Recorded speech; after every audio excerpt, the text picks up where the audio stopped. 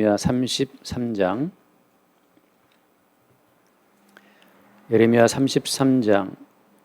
14절부터 보겠습니다. 33장 14절로 18절까지 보겠습니다. 예레미야 33장 14절 여호와의 말씀이니라. 보라, 내가 이스라엘 집과 유다 집에 대하여 일러준 선한 말을 성취할 날이 이르리라. 그날 그때에 내가 다윗에게서 한 공의로운 가지가 나게 하리니 그가 이 땅에 정의와 공의를 실행할 것이라. 그날에 유다가 구원을 받겠고 예루살렘이 안전히 살 것이며 이 성은 여호와는 우리의 의라는 이름을 얻으리라. 여호와께서 이와 같이 말씀하시니라. 이스라엘 집의 왕 위에 앉을 사람이 다윗에게 영원히 끊어지지 아니할 것이며 내 앞에서 번제를 드리며 소제를 사르며 다른 제사를 항상 드릴 레위 사람 제사장들도 끊어지지 아니하리라 하시니라. 아멘. 여기까지 보겠습니다. 하나님께서 하나의 예언을 주실 때에는 그 예언만 주시는 것이 아니고 그 예언에 다른 많은 그 예언의 실체가 되는 요소가 이렇게 같이 붙어 있습니다. 1+1이라기보다도 그 최종적인 언약을 나타내고 증거하기 위한 하나의 모형이고 그림자이기 때문에 같이 붙어 있는 것처럼 보이는 거죠. 우리가 사람이 움직이면 그림자가 따라오는 것처럼 언약이 예언이 선포될 때에는 항상 그 예언이 약간 복합적인 양상을 띠고 우리에게 다가온다고 하는 거예요. 마찬가지로 오늘 말씀도 마찬가지입니다. 예레미야로 하여금 기도하라 말씀하시고 바벨론 포로에서 돌아올 것을 말씀하고 있잖아요. 사실 이미 어떤 시간적으로 보자면 지금 바벨론 군대가 예루살렘 성을 포위하고 있는 그런 상황인데 이제 70년 이후에 돌아올 포로 생활을 하나님께서 지금 예언하고 있는 겁니다. 어떻게 보면 어이가 없죠. 지금 당장 발등에 불 떨어졌는데 지금 곧 죽게 생겼는데 갑자기 70년 뒤에 포로 돌아온다? 그 예언이 크게 다가오겠어요. 우리의 일상생활 가운데에서 지금 당장 지금 내일 모레 부도나게 생겼는데 당장 지금 내일 모레 신용카드를 막지 못해서 지금 신용불량자가 되게 생겼는데 갑자기 주님께서 야 걱정하지 마. 너 50년 뒤에 너는 큰 부자가 될 거야. 그런 예언 자체가 큰 위로가 안 될 수도 있어요. 지금 우리 아들이 대학 시험 낙방하게 생겼는데 지금 갈 대학이 없어요. 그런데 갑자기 주님께서 50년 뒤에 네 아들은 큰 힘을 될 거야. 그런 예언들이 그렇게 크게 위로가 안 되는 것처럼 성경 말씀은 약간 시간성을 배제하고 이게 성큼 어떤 계시의 실체로 다가오기 때문에 이 시간성을 쑥 빼고 예언의 체가 다 훅 들어오기 때문에 이게 우리의 일상하고 참 연관이 안 될 때가 많습니다. 그러니까 우리는 지금 시간을 살고 있잖아요. 지금 2021년도잖아요. 2021년도에 시간을 살고 있고 2021년도에 어떤 뭐 이자율, 어떤 경제적인 상황 거기에 우리가 지금 살고 있단 말이죠. 근데 주님께서는 말하자면 2021년도에 모든 시간성을 싹 배제하고 최후에 이루어질 어떤 천국을 가지고 훅 들어오시기 때문에 참 우리 입장에서는 성큼 받아들이기가 쉽지 않습니다. 그러니까 우리의 일상이라고 하는 것은 대한민국 이 공간적인 배경, 21세기라고 하는 시간적 배경 속에서 일상이 이루어지고 있단 말이죠. 우리가 감지할 수 있고 느낄 수 있는, 우리가 피부로 느낄 수 있는 것 자체는 현재 21세기 대한민국이라고 하는 어떤 물리적인 공간과 시간이죠. 근데 하나님께서 주시는 예언의 모든 말씀은 최종적인 예언, 모든 공간성과 시간성 자체가 다 날아가고 마지막에 이루어질 새 하늘과 새 땅이라고 하는 언약의 최종 지향점을 두고 말씀하시기 때문에 우리가 참 성큼 하나님의 언약을 받아들이기가 쉽지가 않고 예레미야처럼 선지자의 영이 있는 사람들, 다시 말하면 그리스도 예수의 영을 받은 사람들, 그들은 어떤 짤막한 순간순간마다 이 시간과 공간을 배제하고 다가오시는 하나님 나라를 잠깐씩 바라볼 수 있습니다. 그런 점에서 오늘 말씀 마찬가지입니다. 지금 바벨론 포로로 끌려가서 70년 후에 돌아올 것을 예언하시면서 오늘 어떤 예언이 거기에 따라 묻어오냐 하면 그 14절 말씀에 보라, 내가 이스라엘 집과 유다 집에 대하여 일러준 선한 말을 성취할 날이 이를 것이다 라고 해서 유다 집과 이스라엘 집에 관한 그 어떤 예언의 성취를 같이 이렇게 바벨론 포로의 귀환과 더불어 같이 이렇게 묻혀서 주신다고 하는 겁니다. 그 내용이 뭡니까? 그 내용이 15절에 보면 그날 그때에 내가 다윗에게서 한 공의로운 가지가 나게 한다. 공의로운 가지라고 하는 것은 이제 인격화돼서 표현됩니다. 그 다음에 보면 그가 이 땅에 정의와 공의를 실행할 것이라. 그래서 이 공의로운 가지라고 하는 이 어떤 예언이 특정한 인격체라고 하는 것을 이제 우리가 알 수 있습니다. 근데 그 인격체, 공의로운 가지, 다윗에게서 나는 한 공의로운 가지가 뭘 하냐 하면 이 땅에 정의와 공의를 실행한다라고 하는 거죠. 이미 이제 여기서 말하는 이 땅이라고 하는 자체도 이 땅 자체가 이게 신학에 들어오게 되면 성령 안에 있는 하나님의 나라라고 하는 특정한 공간으로 구체화되어 버려요.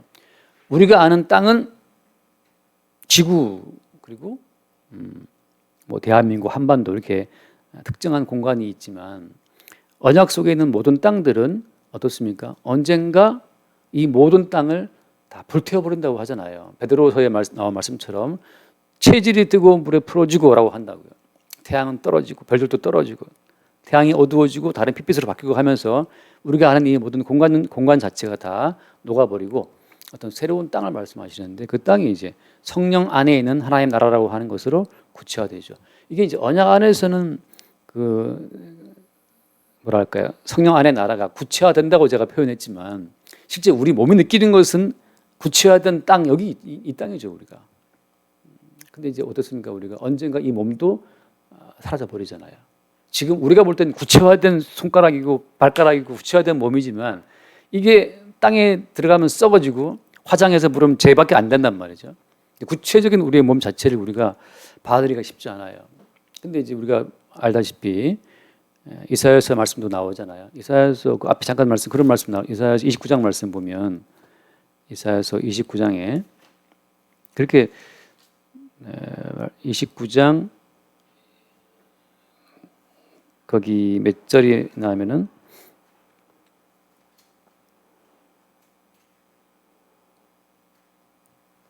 이사야서 26장인가요? 26장입니다. 이사야 26장에 보면은 거기에 19절 말씀에 그런 얘기가 나와요.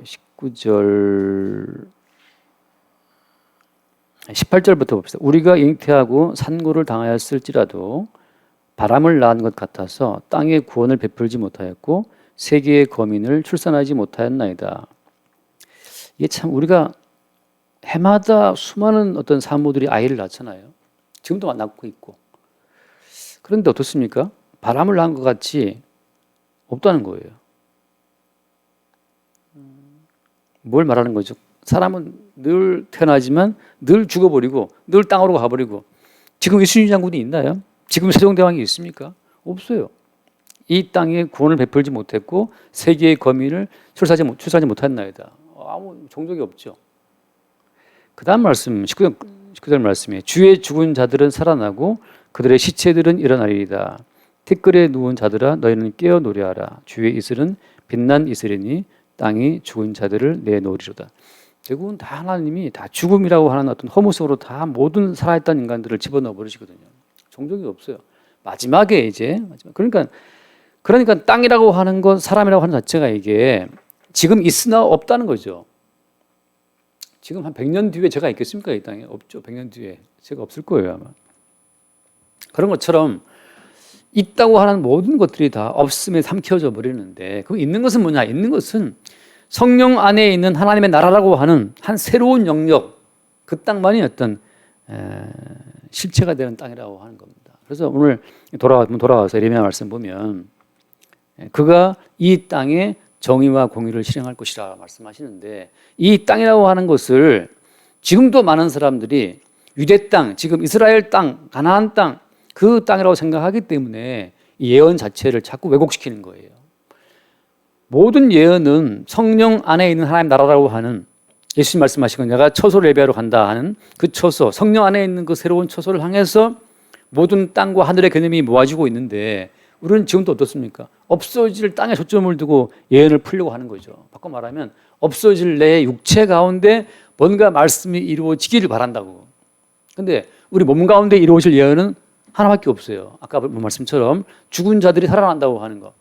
우리 몸은 죽게 될 것이고 잠들게 되고 주 안에서 주께서 다시 우리를 일으키시는 날 일어나서 이제 마지막 최종적인 심판을 받게 되겠죠. 그것만이 확 굳혀야던 몸의 어떤 마지막 결론이라고 하는 겁니다. 잠깐 요한복음 5장 말씀을 보면 요한복음 5장에도 그런 비슷한 말씀이 나와 있죠. 이게 요한복음 5장 28절 보면 28절 이를 놀랍게 여기지 말라 무덤 속에 있는 자가 다 그의 음성을 들을 때가 오나니 선한 일을 행한 자는 생명의 부활로 악한 일을 행한 자는 심판의 부활로 나으리라. 결국은 다 무덤 속에 주님이 다 집어넣은 다음에 그래서 있다고 하는 이 있음을 다 없애버려요 주님이. 그래서 어떠한 인간도 자기의 있음에 자기의 목숨에 기반을 두고 하나님의 말씀을 끌어올 수 없도록 다 죽음 속에 집어넣어 버려서 우리의 어떤 자아와 주체가 다 사라지는 거죠. 나중에 주의 말씀에 의해서 다시 생명의 부활로 심판의 부활로 나올 것이라고 하는 겁니다. 그러니까 우리가 말씀을 대할 때마다 내 몸 중심으로 말씀을 끌어오는 것이 얼마나 허망한 것인가를 알아야 돼요. 예컨대 주 예수를 믿어서 뭔가 부자가 된다 내 몸이 부욕하게 된다 내 몸이 뭔가 내 몸이 영광을 얻게 된다 그 모든 것은 다 마치 그 사라질 이슬방울에다가 뭐 어떤 정표를 새기는 것처럼 어떤 안개 같은 곳에다가 실체를 담으려고 하는 것처럼 헛된 시도라고 하는 거죠. 그래서 그가 이 땅에 정의와 공의를 실행할 것이다. 그러니까 이것은 성령 안에 있는 의와 평강과 희락을 말씀하시는 겁니다. 엄밀히 말하면 마지막 최종적으로는 16절 그날에 유다가 구원을 받겠고 예루살렘이 안전히 살 것이며 이 성은 여호와는 우리의 의라는 이름을 얻으리라. 그러니까 이 성이라고 하는 것의 실체가 뭡니까? 지난주 말씀처럼 하늘에서 내려오는 새 예루살렘, 어린 양의 아내라고 불리우는 그 새 예루살렘 성, 모든 금과 진주와 각종 보석으로 단장된 어린 양의 아내와 신부로 모든 신령한 요소로 단장되어 있는 예루살렘 성을 말하는 거죠. 그러니까 지금도 이 유대인들은 예컨대 이 말씀의 근거를 두어서 마치 지금 예루살렘이 이렇게 바뀔 것으로 기대하고 있는 분들도 많이 있어요. 그렇지 않습니다. 그리고 그 성의 이름이 뭐라고 불린다 했어요? 여호와는 우리의 의라는 이름을 얻으리라. 예루살렘 성이. 그래서 아까 드린 말씀처럼 하나님 나라는 성령 안에서 의와 평강이라고 할 때 그 의는 그리스도 예수의 이름으로 주어지는 의를 말하는 거죠. 다시 말하면 이 예루살렘 성에는 인간의 의가 섞일 수 있습니까? 없습니까? 옥에는 티가 있을 수가 있지만 이 예루살렘 성 그가 통치하는 정의와 공의의 영역 그 영역 가운데에서는 인간의 의로움이 조금도 섞일 여지가 없다는 거죠. 그러니까 어때요? 날마다 우리는 우리의 의를 배제당하고 우리의 의를 거부당하고 부인당하는 사건을 매일매일 우리가 맞이하는 겁니다. 우리가 우리의 의로움 때문에 오늘 하루를 살았나요? 그렇지 않거든요. 근데 항상 우리는 우리의 의로움을 스스로 주장했다가 우리 의로움이 남들에게 멸시를 받으면 분개했다가 한다고. 왜 나의 의로움을 알아주지 않나? 근데 하나님 앞에 너의 의는 아무 쓸모가 없어. 너의 의는 거룩한 성 예루살렘 성에 참여할 지분이 조금도 없다라고 하는 그 사실을 우리는 매일매일 우리의 의가 거부당하는 어떤 일정한 사건을 통해서 확인하는 겁니다. 자식을 열심히 키운 나의 부모로서의 의가 항상 존중받나요? 그렇지 않거든요. 마찬가지죠. 우리가 어떤 직장에서 뭐 교회에서 우리가 행했던 어떤 내가 생각하는 어떤 의로운 행위가 항상 타인에 의해서 존중받습니까? 그렇지 않다고요. 왜냐하면 예수님께서도 당신의 의로우신 그 어떤 행위 자체를 이 땅의 사람들이 멸시하고 무시하는데 우리가 뭐라고 우리의 의로운 행위에 대한 합당한 어떤 보상을 우리가 요구할 수 있겠습니까? 그렇지 않거든요. 그래서 그 뒤에 말씀 우리의 의라는 이름을 얻으리라 17절 여호와께서 이와 같이 말씀하시니라 이스라엘 집에 왕 위에 앉을 사람이 다윗에게 영원히 끊어지지 아니할 것이며 자, 여기서 중요한 것은 이 다윗의 위라고 하는 어떤 그 모형적인 다윗인데 그 다윗의 위라고 하는 그 모형이 내포하고 있는 어떤 그 실제적인 왕권 자체가 영원히 이어진다고 하는 거죠. 성까지 그 사실을 말씀해주고 있습니다. 왜 하나님께서 다윗을 통해서 다윗의 위라고 하는 다윗의 어떤 왕좌라고 하는 그런 개념을 영원히 끌고 가시는가? 다윗에게 어떤 의미가 들어있길래 그게 이제 성경에 앞에 쭉 나와 있죠. 우리가 많이 알다시피 예를 들면 다윗이 왕이 되었는데 그렇죠? 오늘날 진짜 불의의 어떤 사고를 당하는 것처럼 자기 내부의 어떤 욕정이 폭발하면서 부하의 아내와 간음하는 사건이 이제 벌어진다고요. 근데 그때 이미 다윗은 사실 환경적으로 봤을 때는 아내들이 많이 있었어요, 벌써. 그러니까 아내들이 많이 있었음에도 불구하고 충분히 자기의 모든 인간의 욕구를 해소할 수 있는 장치가 있었음에도 불구하고 다윗은 또 다른 어떤 간음죄를 지게 된다고 하는 겁니다. 다시 말해서 이것은 하나님께서 인간의 어떤 한계성, 다윗을 통해서 우리 인간이 가지고 있는 그 내부의 죄성을 폭발시키신 거예요. 돌출시키신 겁니다. 돌출. 그래서 우리가 아무리 우리가 내 주변 환경을 단속하고 범죄하지 않을 수 없는 범죄를 도저히 할래야 할 수 없는 그런 환경을 구비했다고 하더라도 우리 인간 내부의 죄성은 밖으로 튀어나오게 되어 있습니다. 아내가 많이 있으면 간음 안 한다고요? 다윗이 보여주잖아요. 부인이 예쁘면 바람 안 핀다고요? 다윗이 보여주잖아요. 아내가 현숙하면 내 남편은 바람 안 핀다고 다윗이 보여줘요. 그렇지 않습니다. 그 반대에도 마찬가지죠. 남편이 자상하고 훌륭하면 바람 안 필 거야? 다윗이 보여주는 거예요. 바세바 같은 경우에도 얼마나 그 우리아 남편이 성실하고 신실했겠어요. 그건 알 수는 없겠지만 지금 다윗 자체가 구태여 그런 죄를 짓지 않아도 될 만큼 충분히 어떤 환경을 구비하고 있었음에도 불구하고 그 돌출되는 죄성 자체를 막을 수 없이 폭발되어서 그 어떤 그 율법적으로 금지된 상황에 휘말리는 것처럼 또 그 상황을 나름 컨트롤하기 위해서 그걸 나름 덮기 위해서 어떤 계속 악수를 두잖아요. 간음을 덮기 위해서 결국은 살인죄를 짓게 되는 거죠. 그러니까 사람이 자기 자신의 어떤 아이디어와 생각과 노력과 의지로 자기의 죄를 자기의 죄악성을 막을 수 없다고 하는 거. 내 생각으로 내 죄를 막으려고 덮으려고 했는데 더 큰 죄를 짓고 있어요. 계속해서 거짓은 더 큰 것을 낳는 것처럼. 그 다윗이라는 사람이 보여주는 그것은 우리 모든 인간을 대표해서 보여주고 있다고 하는 겁니다. 다시 말해서 우리가 오늘 예를 들어서 특정한 내가 범죄를 안 했다고 하더라도 그건 어때요? 그건 주께서 그렇게 우리를 뭐랄까요?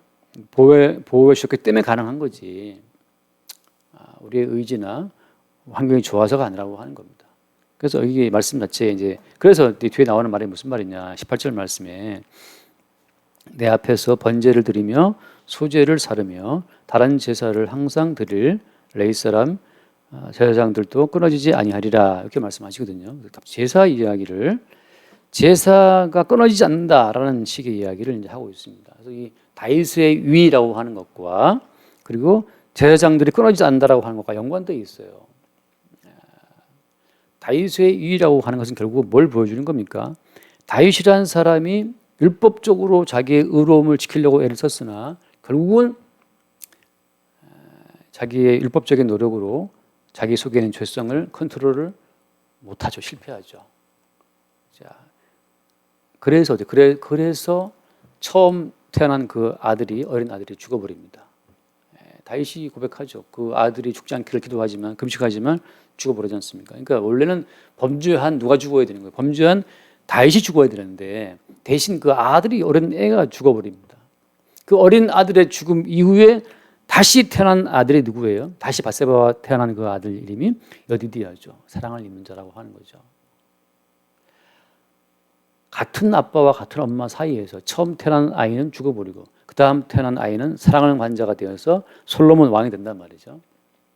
하나님께서 말씀하시는 그 왕권이라고 하는 거, 다윗의 왕이라고 하는 것은 뭐냐면 바로 그 죄인들을 위하여 대신 죽는 예수님의 속죄의 죽음을 내포한 상태에서 하나님의 사랑받는 아들로 드러난다고 하는 거예요.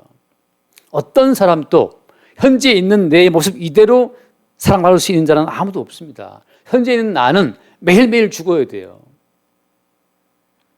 다윗은 그 태어난 어린 아들의 죽는 죽음을 바라봅니다. 저 아들의 죽음은 나를 대신한 죽음이라는 사실을 보게 되죠. 제사라고 하는 건 왜 있는 겁니까? 제사 번제를 드리며 소제를 살한다. 다른 제사를 항상 드린다라고 하는 것은 왜 필요한 겁니까?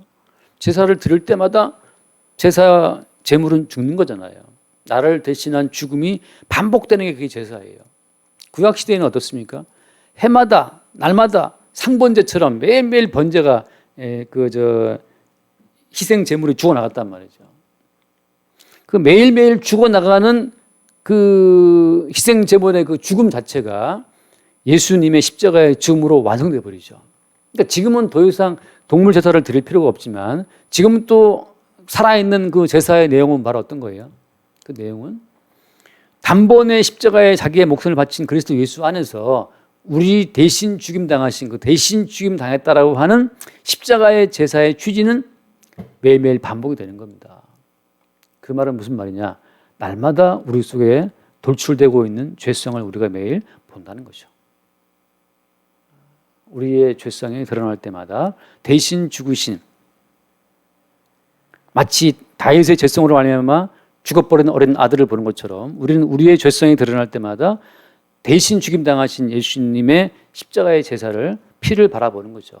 천국은 그래서 바로 대신 죽으신 예수님의 십자가의 보배로운 피에 근거해서 천국의 모든 기능이 돌아가고 있다는 거거든요. 그래서 그 아까 말한 것처럼 그가 다스릴 공의로운 그 예루살렘 성, 그 성 내부에는 우리 인간의 의로움이 이만큼도 개입되지 않고 날마다 우리 인간을 위해 대신 죽임 당하신 예수님의 속죄의 피의 가치만 매일매일 반복적으로 드러나고 있다는 것. 그게 주님이 다스리시는, 그가 다스리시는 어린 양 예수가 다스리시는 하나님 나라의 어떤 실체라고 하는 것. 그러니까 우리가 이런 말씀을 하면서 우리가 뭘 확인할 수 있어요? 우리가 볼 때 뭐 돈을 얼마나 많이 벌었느냐, 뭐 좀 살만하냐, 뭐 집을 얼마나 크게 가졌느냐, 아파트가 뭐 100평이냐, 뭐 그런 것 자체가 그게 아무 의미가 없다는 것. 그 왜 의미가 없습니까? 아까 말한 것처럼 아까 이사야에서 봤잖아요. 그 우리가 매일매일 낳은 것은 바람을 낳은 것 같다. 바람을 낳은 것 같다. 내가 낳은 아들도 딸도 언젠가 다 죽어버려서 어디 행적이 묘연하고 땅에 묻혀버리든지 뭐 어디 낙골 땅에 가 있겠죠. 나 자신도 지금 사라지는 마당이기 때문에 우리가 낳은 것은 바람 같다. 종족이 없어요. 실체가 아니에요. 우리가. 그런 상황에서 어떤 사람이 아파트가 10억이 됐네. 뭐 집에 이사를 갔네. 뭐 갑자기 주식을 해갖고 돈을 몇 천만 원을 벌었네. 그런 모든 말들이 그게 얼마나 허망한 말이냐는 거죠. 그러니까 지금 예레미야는 지금 70년 뒤의 일을 예언함과 동시에 어떻습니까? 7,000년, 8,000년 아니 그 모든 인류가 사라지고 주님이 가지고 오실 예루살렘 성 의와 평강과 희락이 가득한 그 나라를 지금 바라보고 있잖아요. 그 나라를 바라보는 입장에서 예레미야의 눈에 지금 이 땅에 뭐가 보이겠습니까? 그럼에도 불구하고 예레미야가 왜 그 지난번에 그 땅을 왜 산 겁니까? 아나도스의 밭을 왜 산 거예요? 그건 하나밖에 없죠. 예언의 확실성 때문이에요. 예언의 확실성을 담보하기 위해서 땅을 샀을 뿐입니다. 다시 말해서 오늘 우리의 인생이 왜 존재하느냐? 오늘 내가 살아있는 것은 왜 살아있는 것이냐? 장차 예루살렘 왕으로 이 땅에 오실 그 예수 그리스도의 확실한 살아계심을 담보하는 어떤 그 증인으로 우리가 살아있는 거예요. 나의 살아있음은 그리스도 예수의 대신 죽으심, 그분의 부활하심이 나를 살게 하고 있다는 사실을 증거하는 증인으로 우리가 지금 살아있는 거죠. 다시 말해서 내가 얼마나 돈을 잘 모았는지 아냐? 내가 얼마나 계획적으로 소비했는지 알아? 내가 쓴 뭐 가계부를 보여줄까? 오늘 유튜브에 그 전원주 할머니 이야기가 나왔는데 그 할머니가 주식을 투자를 많이 했고 뭐 그런 얘기가 쭉 나왔어요. 뭐 그래서 얼마나 아까 쓰는지. 그러니까 뭐 집에 거의 전등을 끄고 산대요. 남들이 놀러 온 사람들이 무슨 전설의 고향이나 뭐 한대. 너무 캄캄하게 해놓고 살아갖고 전기를 아낀다는 거죠. 그래서 돈을 뭐 모았고 무슨 SK 뭐 하이닉스를 사가지고 뭐 10년을 뒀더니만 그게 뭐 몇십 바로 뛰었고 뭐 그런 이야기를 쭉 하는 걸 잠깐 봤습니다. 자기의 어떤 성실과 자기의 계획성이 드러나는 거잖아요. 예레미야가 아나도스의 밭을 산 것은 뭐 때문이에요? 그것은 장차 말씀이 이루어진다는 것을 담보하기 위해서 아나도에서 밭을 샀을 뿐이란 말이지. 그러니까 우리는 지금 내가 살아있는 곳이 내가 전등을 얼마나 많이 끄고 돈을 아끼고 뭐 이렇게 장기 투자를 했기 때문이고 뭐 그런 우리의 그 살아가는 어떤 요령을 나타내기 위해 존재하는 것이 아니고 이렇게 나를 살게 하시는 분이 그분이 장차 우리를 무덤에서 일으키실 주님이다라는 사실을 그 사실을 증거하기 위해서 지금 우리가 오늘 이렇게 살아있는 거라는 거죠. 생존의 뿌리가 달라요. 뿌리가. 장차 없어질 것에 결국을 주목하려고 살아난 자들이 있고 영원히 존재하시는 분의 그 영원히 존재하시는 분의 그 보이지 않는 그분의 존재성을 나타내고 드러내는 어떤 그 배우로 존재하는 분이 있다는 거죠. 그게 성도죠, 성도. 보이지 않는 작가의 존재성이 우리를 통해 배우를 통해 드러난 것처럼 보이지 않는 주의 존재성이 성도의 인생을 통해서 드러난다고 하는 겁니다. 그 차이밖에 없어요. 날마다 우리는 사나 죽으나 주의 것으로 가난하나 부하나 주의 것으로 너 이렇게 부자가 되었니? 주께서 부자 되게 하신 것이니까 뭐 내가 부를 잘 껐기 때문에 뭐 내가 주식을 봤더니만 이게 되겠더라고 하는 뭐 그런 아이디어라든지 뭐 매일 아침만 달리기 해갖고 건강하게 됐다는 등 그런 나의 어떤 내 행위의 결과물로 나를 증가하는 것이 아니고 너 왜 건강하니? 주께서 나를 건강하게 하신 것. 너 왜 병들었니? 주님이 나를 병들게 하신 것. 왜 이렇게 네 아들은 공부를 잘하니? 주님께서 그런 날 주신 것. 모든 게 그냥 보이지 않는 주님의 증거품으로 증거물로 존재하는 인생. 그게 성도의 인생이고 그게 예레미야의 인생이고 그게 성도의 인생이에요. 날마다 우리가 보이지 않는 주님의 증거물로 존재할 수 있기를 바랍니다. 그래서 우리가 가난하게 되었다. 주님이 가난하게 하셨어. 무엇을 위해서? 우리를 대신하여 부유하신 분이었지만 가난하게 되신 그 예수님을 증거하라고 우리가 지금 가난하게 살고 있고 너 왜 이렇게 돈 많이 벌었냐? 우리를 대신하여 가난하게 되셨던 그분이 나를 부유하게 하신 것이고 이건 뭐 어디로 가나 뭐로 가나 우리의 존재를 있게 하시는 그 예수님의 증인들만 존재하는 거죠. 그렇게 우리가 최종적인 세루살렘 성 주께서 이루실 그 새로운 나라에 초점을 두고 잠시 있는 이 모든 공간과 시간 언젠가 스킵 다 이렇게 사라지고 말 그 어떤 모형적인 세상 가운데 그러니까 영원한 세계에 기반을 두고 우리의 모형적인 세계를 볼 수 있는 그런 어떤 지혜로운 안목이 우리가 있게 되길 바랍니다. 기도하겠습니다. 주님 감사합니다. 바르게 살고자 애썼으나 마침내 피를 묻히고야 말았던 다윗처럼 우리 모두가 우리의 선악적인 의로움을 유지하기 위해 애썼으나 주여 우리가 결국엔 우리의 손에 피를 묻히고야 말았습니다. 우리의 죄인됨을 불쌍히 여기시고 우리의 죄인됨을 대신하여 피 흘리신 예수의 속죄의 은총을 늘 새롭게 바라보게 하시고 예수의 피로 건설되는 영원하신 주님 나라에 우리의 소망을 두고 이 땅을 살아가게 하여 주옵소서. 우리 주 예수 이름으로 기도드립니다. 아멘.